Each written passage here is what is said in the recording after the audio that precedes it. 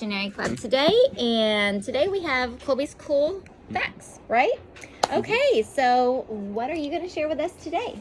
Well, we talked today about Elijah going up in the chariot of fire.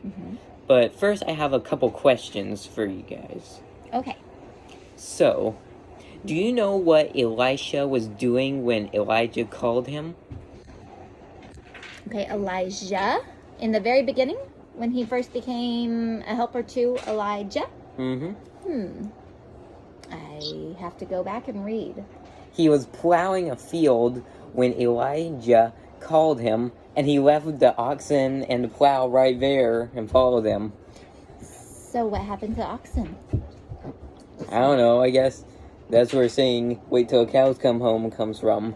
Ah, there you go. Wait till the cows come home. Okay, that's good. Okay. And how many times in the Bible did they part the waters? Well, we know of Moses. That's one. We know of Elijah with a mantle around the rod. And then after Elijah went up in the whirlwind, Elijah. And there's one more. Remember when the ark went into the river, the priest carried in, the waters parted. So that's at least 4 times in the Bible when the waters parted. Go. That's right. They actually had to stand in the water with the ark while everybody went through. And there was how many? Thousands. Right. I think we counted in numbers. It was like 60,000 people. So they had to stand holding that ark.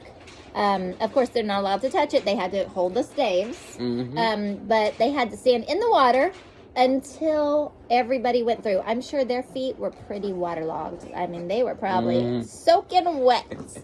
Okay, well, what do you have for us today? Well, I have an encyclopedia here, and I'm going to read what it says about chariots. A chariot is a 2-wheeled or 4-wheeled vehicle, usually drawn by a horse. Chariots were among the earliest wheeled vehicles. They were probably first built in Mesopotamia, a region of the Middle East, more than 4,000 years ago. 2-wheeled chariots were used in battle by many peoples of ancient times, including the Assyrians, Egyptians, Greeks, Persians, and Romans. Okay, so there's something, too, that's really amazing that puts truth to Scripture. We already know Scripture is true, but the world does not always know that or believe that. But yet, in the bottom of water, oceans over there and seas, they have found remnants of chariots. Could that very well have been when the water parted and Pharaoh and his army went in and the water came crashing down? I mean, if it got covered in mud, it could be fossilized. Pretty interesting, huh? I mean, there is truth be told, you know, the world and creation will show the truth of God, right? Yeah. Chariots were also used in battle, and some of them, they put these blades on the wheels. That way they would injure horses or other soldiers, or like in a video we have, remember in Story Keepers when the chariot wheel was against the wagon wheel and was grinding some of it off? There's it's a children's show. It's called the Story Keepers, and you can find it on YouTube. And it's about the time shortly after Jesus and the disciples had died and been killed, when the church in Rome had to disperse and go into hiding.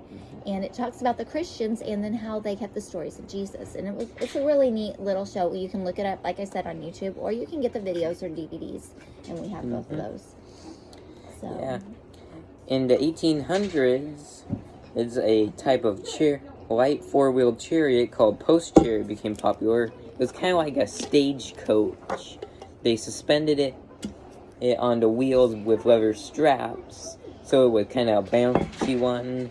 So if it has 4 wheels, it probably has double axles, which, like a trailer that has double axles, can sit, and the tongue doesn't sit on the ground. But a 2-wheeled chariot, whenever the horse isn't connected to it, it would probably be on the ground. And we know that with the trailers we have, that's how it works. I prefer the double axle because it's so much easier to, hook up to the vehicles. It's balanced. It's balanced, right. Wow. And chariots were like the tanks of the Roman days. Like, you remember, who was it? Solomon had 40,000 stalls for his horses. So what you would do is your horses got tired, you would take them back and switch them out for fresh horses on your chariot.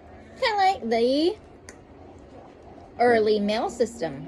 The Pony Express. Right, Mhm. right. Having a new horse to change out. Right. Mm-hmm. Right. Well, Colby, thank you so much for sharing that information with us today. You're welcome. Very good. Well, thank you.